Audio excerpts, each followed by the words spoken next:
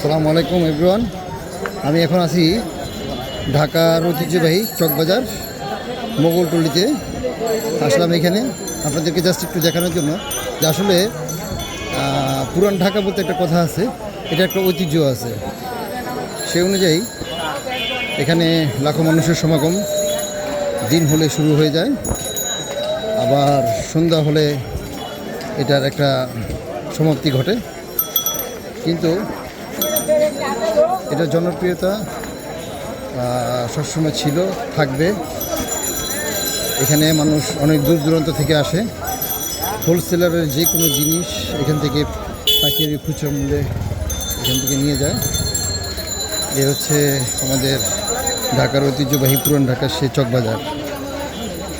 Viewers, আসলে আমি জানি না আপনাদেরকে কতটুকু কী দেখাইতে পারতেছি, যতটুকু সম্ভব আমি আমার ক্যামেরাতে বন্দি করে আমি আপনাদেরকে দেখাচ্ছি। আর ভিউয়ার্স, এই পুরান ঢাকার ঐতিহ্যবাহী কয়েকটা দোকানের নামের ভিতরে যেমন এই একটা দোকান আছে, এটা হচ্ছে নুরানি।